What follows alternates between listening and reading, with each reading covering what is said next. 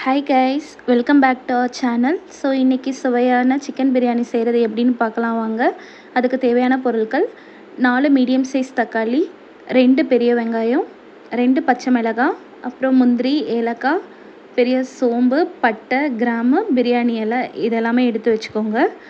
இன்னொரு சைடில் வந்து பார்த்திங்கன்னா 10 பல் சின்ன வெங்காயம், பல் பூண்டு, கொத்தமல்லி, இஞ்சி, பச்சை மிளகாய் இதெல்லாம் ஃபைன் பேஸ்ட்டாக அரைச்சி வச்சுக்கோங்க. ஃபஸ்ட் அது எல்லாத்தையும் வாஷ் பண்ணிவிட்டு தென் மிக்சியில் போட்டு 2 பல்ஸ் விட்டு எடுத்துக்கோங்க. ஸோ ஃபைன் பேஸ்ட்டாக அரைச்சிக்கோங்க. இது இன்னுமே கொஞ்சம் டேஸ்ட்டை வந்து என்ஹான்ஸ் பண்ணி கொடுக்கும். இன்னொரு இடத்துல வாஷ் பண்ணி வச்சுருக்க 1 kg சிக்கன் எடுத்துக்கலாம். 2 லெக் பீஸ் வந்து எடுத்துருக்கிறதுனால அதை தனியாக வேக வச்சுக்கலாம். கல்லுப்பு போட்டு மஞ்சள் போட்டு தண்ணி ஊற்றி கொதிக்க வச்சுருங்க. ஏன்னா பிரியாணியில் வச்சு வேக வைக்கும்போது இது ரொம்ப வேகாமல் இருக்கும், இல்லைனா ரொம்ப டிலே ஆகும். ஸோ அதனால் நம்ம தனியாக வேக வச்சு எடுத்துக்கலாம். அடுத்து கடாயில் 100 ml கடலெண்ணெய் எடுத்துக்கோங்க. ஈவன் நீங்கள் இதில் வேணும்னா கீ கூட ஆட் பண்ணிக்கலாம். ஸோ சூடானதுக்கப்புறம் பிரியாணி இலை, அப்புறம் நம்ம எடுத்து வச்சுருக்க பிரியாணி ஐட்டம்ஸ் எல்லாத்தையும் எடுத்து ஆட் பண்ணிக்கலாம். முந்திரி, ஏலக்காய், அடுத்து ஜாதிப்பூ எல்லாத்தையுமே ஆட் பண்ணிவிட்டு நல்லா ஃப்ரை பண்ணிக்கோங்க. 2 பச்சை மிளகாவையும் ஆட் பண்ணிக்கலாம். ஸோ இது எல்லாமே நல்லா பொரிஞ்சு வர டைமில் வந்து கட் பண்ணி வச்சுருக்க ஆனியனையும் ஆட் பண்ணிக்கோங்க. ஆட் பண்ணி நல்லா வதக்கிட்டே இருங்க. ஸோ ஆனியன் நல்லா கலர் சேஞ்ச் ஆகி கோல்டன் ப்ரௌனில் மாறினதும் நம்ம அரைச்சி வச்சுருந்துருக்க பேஸ்ட் எடுத்து ஆட் பண்ணிக்கலாம்.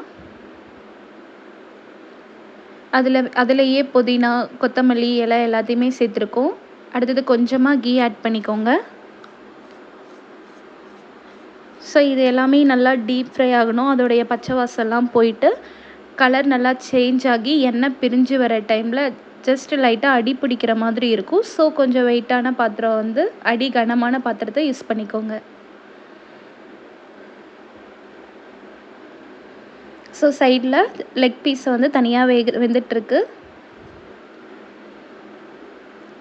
இப்போ வந்து பிரியாணி மசாலா 2 ஸ்பூன் சேர்த்துக்கோங்க. ரெசிபி வேணும்னா கீழே கமெண்ட் பண்ணுங்கள், ஷேர் பண்ணுறேன். இன்னும் நல்லா டீப் ஃப்ரை பண்ணிவிட்டு அடி பிடிக்காத மாதிரி நல்லா கிளறிக்கிட்டே இருக்கணும்.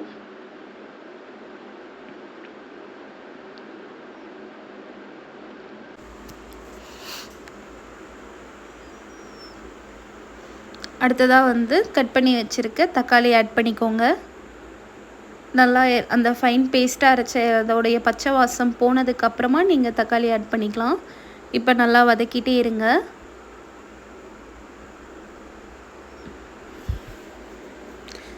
தக்காளி நல்லா வதங்கிறதுக்கு கல்லுப்பு ஆட் பண்ணிக்கலாம். 2 டேபிள் ஸ்பூன் ஆட் பண்ணிக்கோங்க. அப்புறம் நீங்கள் 1 டேபிள் ஸ்பூன் வந்து மஞ்சள் தூளும் ஆட் பண்ணிக்கலாம்.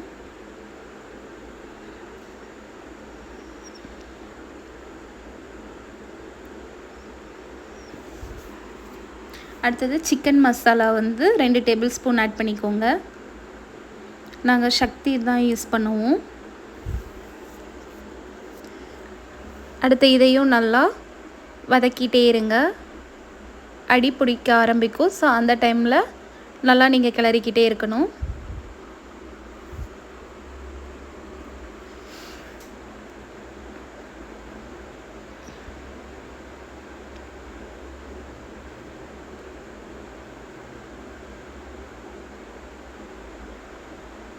தக்காளி நல்லா வதங்க விடணும்.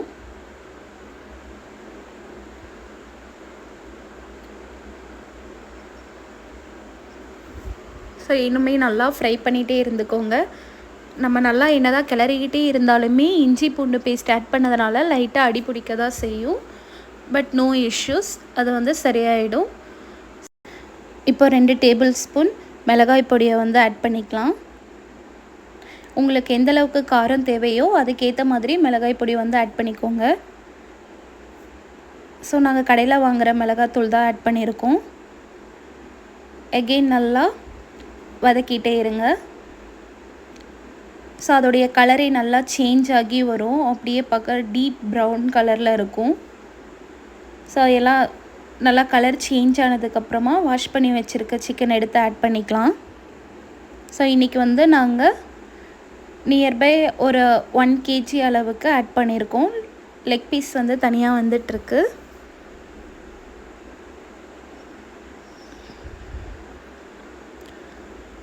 சிக்கனை ஆட் பண்ணி அப்படியே கிரேவியை வந்து ஃப்ரை பண்ணிகிட்டே இருங்க.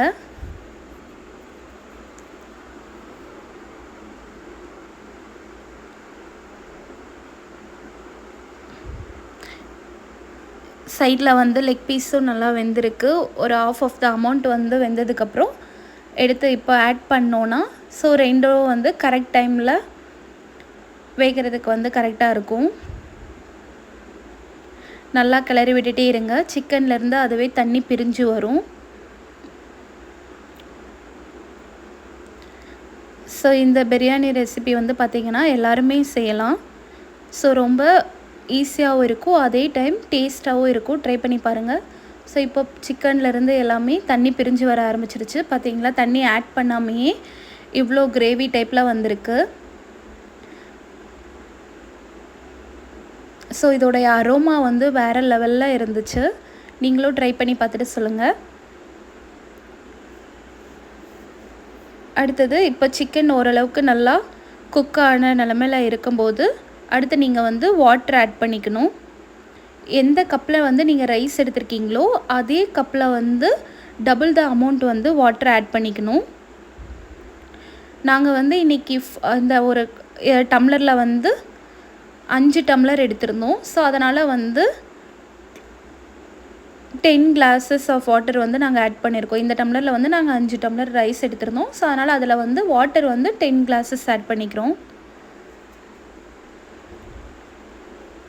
சிக்கனுமே பார்த்திங்கன்னா இப்போ வந்து 50% நல்லாவே குக்காக இருந்திருக்கும்.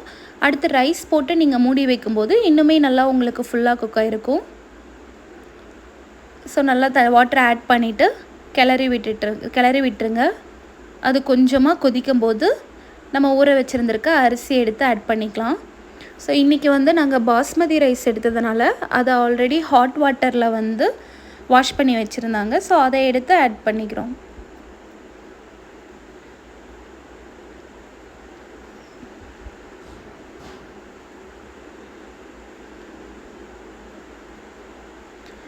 இந்த ஸ்டேஜில் வந்து நீங்கள் இருக்கும்போதே நீங்கள் வந்து உப்பெல்லாம் பார்த்து செக் பண்ணி போட்டுக்கோங்க.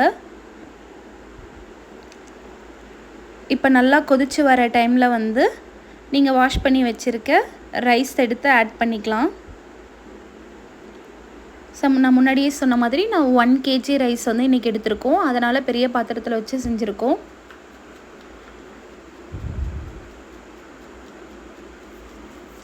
இந்த ரைஸை ஆட் பண்ணி ஒரு நல்லா 10 to 15 minutes வந்து டைட்டாக க்ளோஸ் பண்ணி வச்சுருங்க.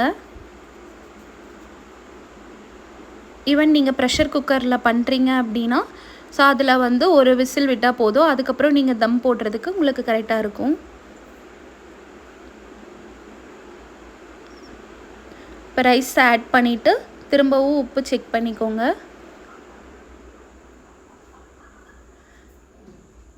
ஸோ நல்லா இப்போ வந்து பார்த்திங்கன்னா 10 minutes கழித்து நல்லா குக்காகி வந்திருக்கு. இந்த கன்சிஸ்டன்சியில் வந்து நீங்கள் தம் போட்டிங்கன்னா கரெக்டாக இருக்கும். மேலே கொத்தமல்லி எல்லாம் தூவி விட்டுட்டு தம் போட்டு வச்சுக்கலாம். ஸோ இன்றைக்கி வந்து தம் போடுறதுக்கு என்ன யூஸ் பண்ணியிருக்கோன்னு பார்த்திங்கன்னா ஸோ நல்லா கிளறி விட்டுட்டு தம் போட்டுக்கலாம்.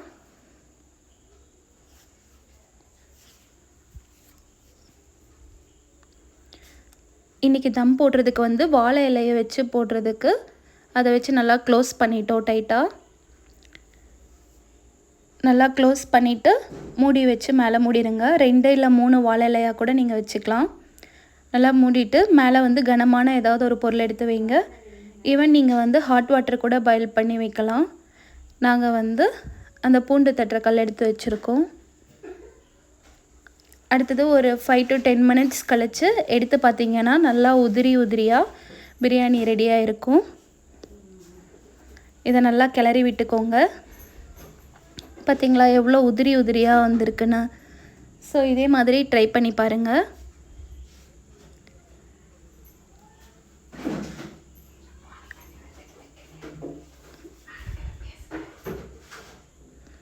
பார்த்தீங்களா எவ்வளோ உதிரி உதிரியாக வந்திருக்குன்னு.